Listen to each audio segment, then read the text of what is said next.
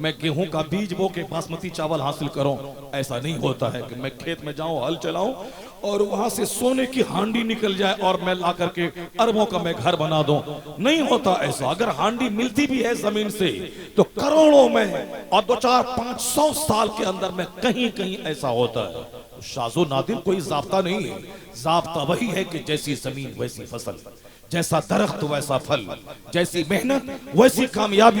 ये जाब्ता है दुनिया के। दुनिया दारुल अमल है, काम की जगह है। अगर मेहनत करेंगे, कोई दलित हरिजन घराने के बच्चे, ब्राह्मण के बच्चे अगर सोएंगे खाएंगे वो डीएम नहीं बनेंगे। अगर मेहनत करेंगे राजपूत के बच्चे और मुसलमान के बच्चे खाएंगे सोएंगे, ये डीएम नहीं बनेंगे। डीएम बनने के लिए मेहनत जरूरी है, स्ट्रगल जरूरी है, जद्दोजहद जरूरी है। जन्नत मिलेगी ईमान की बुनियाद पर, मगर दुनिया की कामयाबी मिलेगी मेहनत की बुनियाद पर। इसलिए यहाँ मेहनत बढ़ा दे, स्ट्रगल बढ़ा दे, जद्दोजहद बढ़ा दे, मेहनत बढ़ा दे। और गरीब नवाज के आस्थाने पर भी कभी कभी चला जा। बाबा 8 घंटे 18 घंटे में पढ़ता हूँ, मेरी जिम्मे ही मेहनत थी, मैंने मेहनत किया। अब सिर्फ मुस्कुरा के आप हाथ उठा के दुआ दे दे। इधर से मेहनत चलेगी, उधर से गरीब नवाज की मुस्कुराहट और दुआ चलेगी, तो फिर यह दोनों मिलके कामयाबी के शाहराह पे आपकी गाड़ी को दौड़ा देगी, मंजिल मकसूद तक पहुंचा देगी। यही कुरान पाक का भी मफहूम है, यही हदीस पाक का भी मफहूम है, यही औलिया सालिहीन ने मुझे कहा है, यही बुजुर्गान दीन ने भी मुझको कहा है। मेहनत करनी पड़ेगी, मेहनत शर्त है, मेहनत के बगैर कुछ नहीं मिलने वाला है इस दुनिया में। भाई आप लोग बैठते क्यों नहीं हो भाई?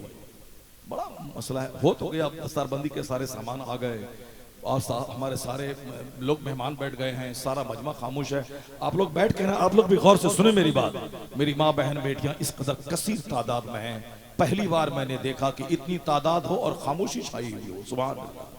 ये तो हमने अपने आलिमों से सुना था कि एक तरफ साहब कोई बोले कि आसमान से नीचे हीरा उतर रहा है तो तुम इसको तो मान लेना, मगर कोई बोले कि 3 खातून एक जगह बैठी हैं, वह तीनों चुपचाप थी, इसको मत मानना, इसको मत मानना। ये हमारे बुजुर्गों ने एक कॉमेडी के तौर पर उन्होंने इस तरह की बातें कही हैं कि वो खामोश रहती नहीं, सब वो सब बोलती हैं, कोई किसी की नहीं सुनती है। और ये बात बिल्कुल मैंने अपने तजर्बे में देखा। अम्मी से मिलने के लिए पड़ोस की औरतें आती हैं, वह सब अपनी कहानी सुन रही, ये गम है, ये मुसीबत है, ये टेंशन है, आप दुआ कर दें। और अम्मी अपनी बात कहती हैं, वो सब अपनी बात कर रही, कोई किसी की बात नहीं सुनती है। ये कोई किसी की बात नहीं सुनती है। ये एक डिमेरिट है, कमजोरी है ख्वातीन में कि कोई किसी की बात नहीं सुनती, अपनी ही बात करती चली जाती। मगर आज मैं खुश हूं कि आज मीर मोहम्मदपुर में, मीर अलीपुर में माशाल्लाह हमारी बहनें बैठी हैं, खामोश हैं, कोई किसी से बात नहीं कर रही है। वो जो मौलाना बोला था कि 3 औरतें बैठी हैं, अगर चुप रहे तो ये बात सच नहीं हो सकती है। मैं उसे बताऊंगा कि ये बात वहां के लिए गलत थी, मगर मीर अलीपुर के लिए बात सच साबित हो गई। क्या बात है, माशाअल्लाह। अल्लाह तबारक व तआला मेरी माँ बहन बेटियों को इसी तरह खामोश रहकर गुफ्तगू सुनने की तौफीक अता फरमाए। बात हमारी चल रही थी, अब मैं एक दूसरी जो जरूरी बात मैं कहने जा रहा हूँ। हर जगह जो एक आग लगी है, पहले इसको मैं पूरा कर लूं, फिर उसके बाद मैं अगले टॉपिक की तरफ मैं बढ़ता हूं। जो बात छिड़ गई है, हम आज बैठे हैं यहाँ सुकून की तलाश में। बहुत बात हो गई खाने कमाने की, आज बात हो दिल के सुकून, दिल को सुकून कैसे मिले उसकी बात होनी चाहिए। मेरे घर में अमन कैसे हो उसकी बात होनी चाहिए। मेरे गांव के इख्तलाफ की आग कैसे बुझे उसकी बात होनी चाहिए। मेरे पास है 50 करोड़ का बंगला, सुकून नहीं है। मेरे पास है 1000 बीघा जमीन, सुकून नहीं है। मौलाना साहब कोई ऐसी थ्योरी बता दे कि सुकून मिल जाए। बताओ, तुम मजहब की बात करो, कुरान की बात करो, है कुरान में कोई ऐसा नुस्खा कि 1000 बीघा जमीन मेरे पास है मगर सुकून नहीं है?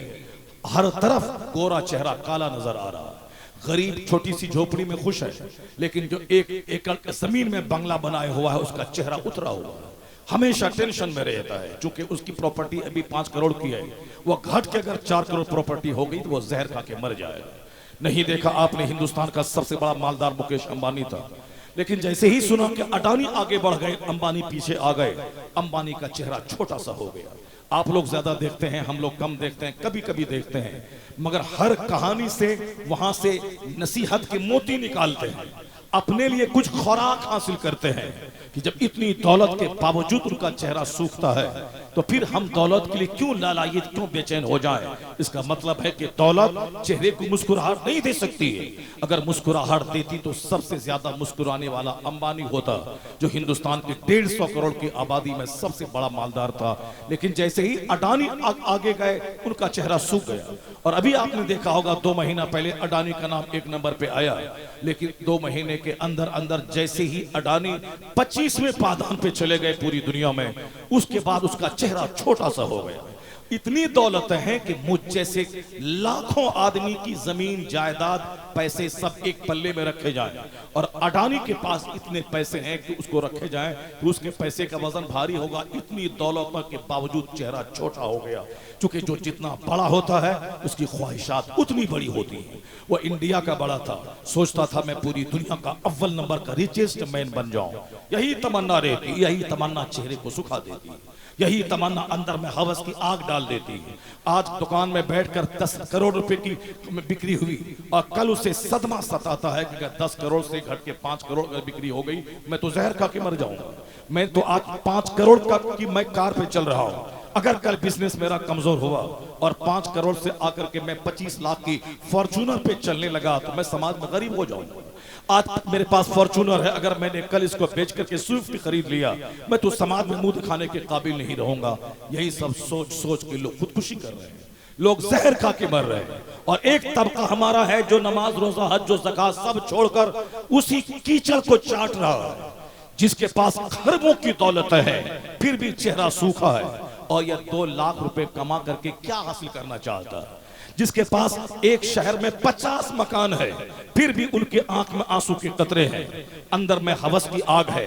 ये 5 कमरे का मकान बना के क्या हासिल करना चाहता है? इसलिए मैं अपने नौजवानों से कहता हूं कि सुकून की तलाश में आंखें खोल के दुनिया को देख। तुम्हारी सोच इतनी छोटी है, बस 2-4 कट्ठा जमीन हो जाए, बस एक शहर में छोटा सा घर हो जाए, बस थोड़ी सी छोटा सा एक बाग हो जाए, एक मार्केटिंग कॉम्प्लेक्स हो जाए, बस आराम से खाएंगे कमाएंगे, किराया ही इतना आ जाएगा कि कोई टेंशन नहीं रहेगा। मालूम है किराया अगर 10 लाख आ जाए, एक कांटा पांव में चुभता है, और कैंसर की शक्ल जब वो इन्फेक्शन लेता है तो ऑपरेशन में डॉक्टर 25 लाख का डिमांड करते हैं, वरना तेरा पांव पूरा सड़ जाएगा और तू 2-4 महीने के अंदर में मौत के मुंह में चला जाएगा। 10 लाख की बात करते हैं, एक आदमी 10-10 करोड़ रुपए एक झटके में खर्च हो जाते हैं। पैसों की कोई इंतहा नहीं है, न कार की कोई हद है, न मकान की कोई हद है। अपने से ऊपर वालों को देखें किस कदर बेचैनी की आग में वो लोग जल रहे हैं। मैं अपने बच्चों से पूछता हूं कि तुमने किसी मौलाना को देखा जो चारों तरफ से बाल मूंड कर बीच में औरतों की चूटी की तरफ बाल रखा हो उलझा के, जिस तरह का बाल तुम रख रहे हो? क्या किसी तेरी मस्जिद के इमाम साहब ने रखा? जवाब है नहीं। क्या मैंने रखा? जवाब है नहीं। क्या तुम्हारे पीर साहब ने रखा? जवाब है नहीं। क्या तुमने कभी बुजुर्गों की किताबों में पढ़ा? जवाब है नहीं। फिर तुमने किसको देखकर तुमने इस तरह के बाल रखे? तुमने हाथ में धागा बांधा, तुमने उंगली में अंगूठी पहनी सोने की, तुमने गले में सोने का चैन बांधा, तुमने पांव में लोहे का कड़ा पहना, तुमने अपनी उंगली में सोने की अंगूठी पहनी। मौलाना चिल्लाता रहा कि मर्द को सोना पहनना हराम है, औरतें पहने, औरतें चांदी इस्तेमाल करें, सोना इस्तेमाल करें, औरतें हीरे जवाहरात इस्तेमाल करें। मर्द के लिए पीतल हराम है, तांबा हराम है, सोना हराम है, सिर्फ चांदी की एक अंगूठी जायज है। अगरचे हिकमतें बेशुमार हैं कि सोना क्यों हराम है। सोना चूंकि जन्नत में मर्दों को पहनाया जाएगा जो साहिब ईमान दुनिया से जाएंगे, वहां का कंगन, इसीलिए उनसे कहा गया है कि दुनिया में सोना मत पहन, यहाँ पहले यहाँ सबर कर, जब मरने के बाद जन्नत जाएगा तो सोने के कंगन तुझको पहनाए जाएंगे। क्या बात है। इसलिए उस जन्नत के इंतजार में तू कंगन मत पहन, और तू यहाँ कंगन मत पहन। ये दुनिया मेहनत की जगह है, स्ट्रगल और जद्दोजहद की जगह है। कंगन पहन के, चूड़ी पहन के तू कैसे इस जमीन पे पायलट बनेगा, कैसे ट्रेन दौड़ाएगा, कैसे समंदर में 4 महीने गोता लगा के इल्म हिकमत के मोती निकालेगा, कैसे तू फजाओं में 6-6 महीने तक मुअल्लक रहेगा। चूड़ी पहनेगा तो फिर क्या समाज का होगा? चूड़ी औरतें पहने, वो घर में रहे, घर को जन्नत बनाए, बाल बच्चे की परवरिश और पर्दाख्त करे, वो अपने घर को जन्नत जैसा मंजर और माहौल दे दे।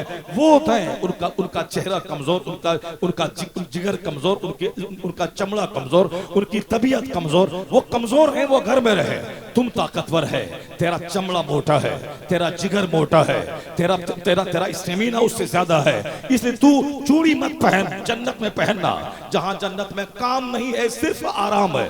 जन्नत में हज भी नहीं है, जन्नत में ज़कात भी नहीं है, जन्नत में रोजा भी नहीं है, जन्नत में नमाज भी नहीं है, वहां सिर्फ आराम है।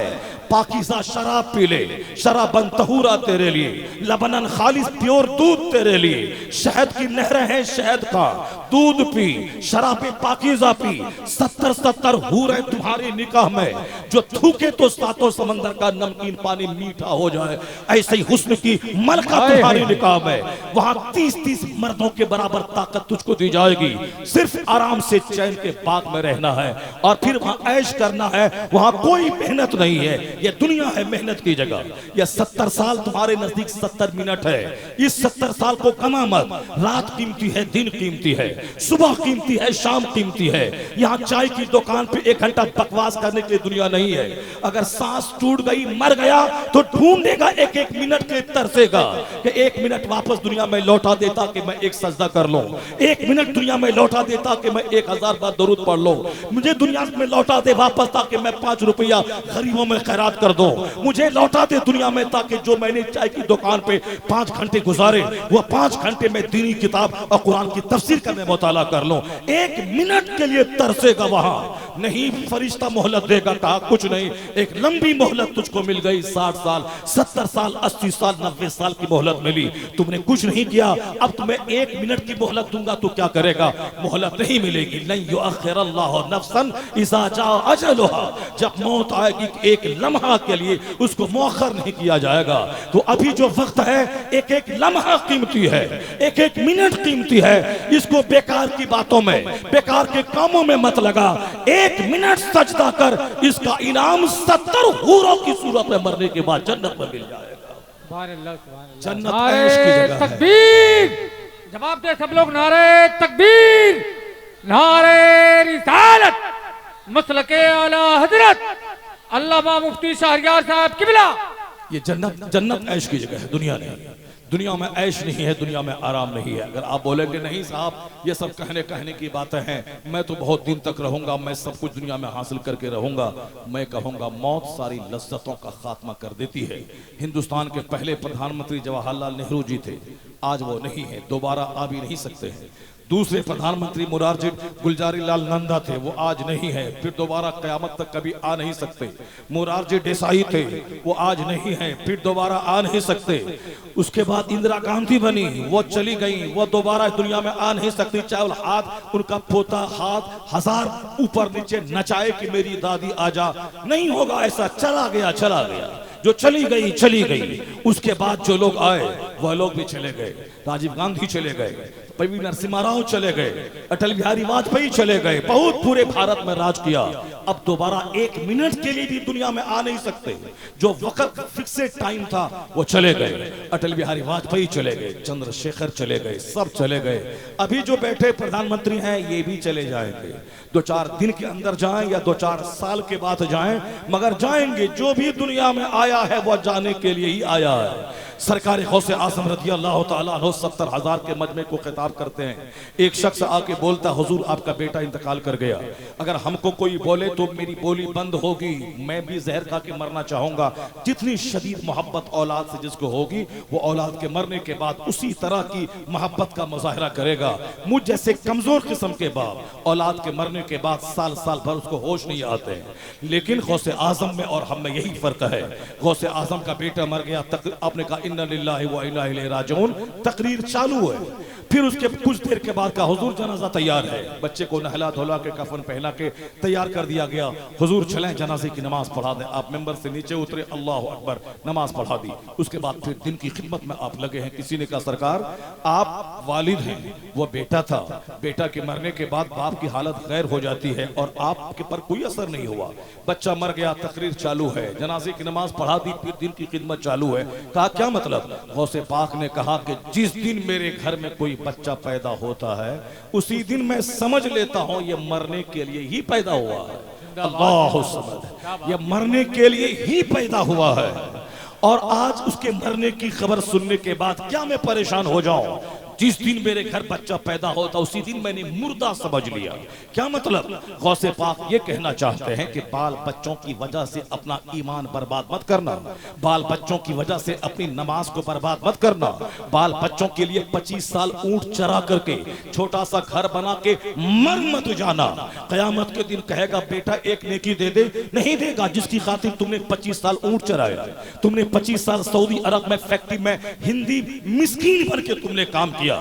हिंदुस्तान का MBBS डॉक्टर भी क्यों न रहे, वह दुबई कतर और सऊदी अरब में मिस्कीन है। वो यहाँ 100 बीघा जमीन उसके पास क्यों न रहे, वहां वह हिंदी मिस्कीन है। वो ये इंसान की कमजोरी है कि गंगा के उस पार सीतामढ़ी मुजफ्फरपुर वालों को पटना वाला मिस्कीन समझता है, बैकवर्ड है। और फिर उत्तर प्रदेश वाले बिहार वाले को बैकवर्ड समझते हैं, बंबई वाले उत्तर प्रदेश वाले को भैया करके बैकवर्ड समझते हैं, अमेरिका वाले हिंदुस्तान और एशिया वालों को बैकवर्ड समझते हैं। ये इंसान की कमजोर सोच और इसकी नीति है कि अपने को दूसरों से बड़ा समझना और दूसरों को अपने से नीचा समझना। ये इंसान की कमजोरी है।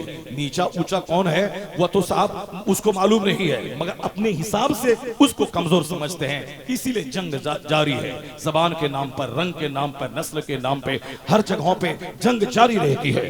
अब जरा गौर से सुनिए कि अब मजहबे इस्लाम के पास एक दवा की तलाश है, इसके पास जाके मुझे एक दर्द का हल तलाश करना। तब अब सारी दुनिया मसाइल से जूझ रही है, सारी दुनिया आग में जल रही है। किसके पास इस मसले का हल है?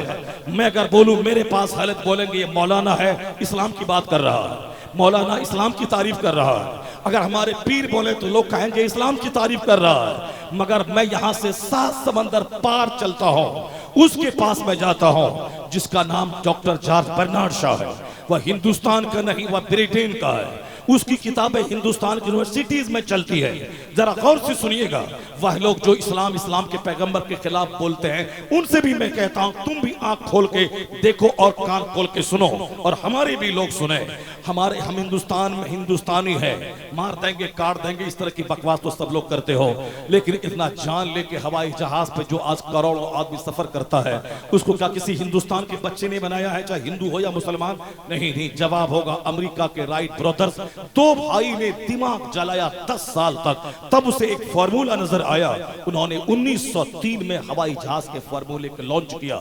आज वही बढ़ते बढ़ते 100 साल के अंदर आज 1 महीने का सफर 1 घंटे में वो हवाई जहाज के जरिए बंदा करता है। 40 लाख से ज्यादा हुज्जाज कराम पूरी दुनिया से उसी जद्दा और मदीना एयरपोर्ट पे वो लैंड करते हैं उसी जहाज के जरिए। किसी कोई हिंदुस्तानी नहीं बनाया। जिस माइक्रोफोन में मैं बात कर रहा हूं, इसको हिंदुस्तान के 150 करोड़ की आबादी में कोई मुसलमान कोई हिंदू इसको नहीं बनाया। ये माइक्रोफोन का फार्मूला देने वाला डेविड हक्स, वह 7 समंदर पार का है। पहले मैं मजाक बनाता हूं, फिर क्या बोला वहां का 7 समंदर पार का दानिशवर, वो कहना मैं चाहता हूं, क्योंकि मैं बोलूंगा तो हमारे अपने लोग भी झूठ कहेंगे, झूठ बोल रहा है, और दूसरे लोग तो मजाक उड़ाएंगे। चूंकि हिंदुस्तानियों की फितरत में मजाक उड़ाना, दूसरों को नीचा दिखलाना और दूसरों की त्रुटि तलाश करना, ये तो हम जैसे भारतीय की कमजोरी है। अपने दर्द में उतना तड़पते नहीं है जितना दूसरों के सुख को देखकर हम तड़पते हैं। ये हिंदुस्तान की कमजोरी है। हम दूसरों की गीबत की पोटली लेकर जब तक गीबत न करें उस वक्त तक पेट का दाना पचता नहीं है। ये हिंदुस्तान की कमजोरी है। बकवास बहुत है, मार देंगे, जला देंगे, काट देंगे, फेंक देंगे। ये हिंदुस्तानियों का नेचर हमारा है। उनका दामन थाम के बोले बता दे, बहुत नाचता गाता है, खिलाफ बोलता है, ये बता दे हवाई जहाज तुमने दिया, तुम्हारे बाप दादाओं ने दिया? नहीं दिया। मोटर कार, साइकिल से लेकर के ट्रेन तक कोई हिंदुस्तानी नहीं बनाया। ये मुल्क हमारा है, यहाँ के जर्रे जर्रे से मुझको प्यार है, मगर हमारी कमजोरी का भी एहसास है कि मैं कितना कमजोर हूँ। हवाई जहाज हमने नहीं दिया, मोटर कार हमने नहीं दिया, माइक्रोफोन हमने नहीं दिया, साइकिल 3 व्हीलर 4 व्हीलर हमने नहीं दिया। यानी मोटर का फॉर्मूला हेनरी फोर्ड ने दिया है, एटम बम ऑटो हान ने बनाया है, हेलीकॉप्टर ब्रैकेट ने बनाया है, टेलीविजन जो घर घर में दुनिया के 1000 करोड़ लोगों के घर में टेलीविजन है, कुछ लोगों को छोड़कर वह जेएल बेयार्ड उसी 7 समंदर पार के लोगों ने दिया है। जब एक कमरे में आप बैठते हैं, इधर कंप्यूटर, इधर मोबाइल, इधर लैपटॉप, उधर फ्रिज, उधर वॉशिंग मशीन, इधर ग्राइंडर, इधर मोटरसाइकिल, उधर जनरेटर, ये बता दें ये सारी चीजें जिस साइंटिफिक औजार के जंगल में मैं रहता हूं घर में, किसने बनाया है? क्या क्या कोई हिंदुस्तान का बरहमन, क्या हिंदुस्तान का राजपूत, क्या किसी ने बनाया? नहीं बनाया। वो 7 समंदर पार के डेविड हक्स ने, हेनरी फोर्ड ने, आइंस्टाइन ने, न्यूटन ने, ऑटो हान ने, जेएल बेयर्ड ने, ब्रैकेट ने, उन लोगों ने बनाया है। इसका मतलब ये निकला कि हम लोग बात करें और सारा सामान वो दे, उसका इस्तेमाल करें और उसी मोबाइल का इस्तेमाल करके काटने और मारने की बात करें। जिस दिन संजीदगी से इस पॉइंट पे हिंदुस्तान के लोग गौर कर लें, वो कभी एक दूसरे की तजलील नहीं करेंगे, एक दूसरे की तहकीर नहीं करेंगे, वो मार धाड़ की बात नहीं करेंगे, सब अपने अपने काम में लग जाएंगे। वो 10 साल दिमाग जलाया तो हवाई जहाज दिया, मैं भी 10 साल दिमाग जलाता हूं।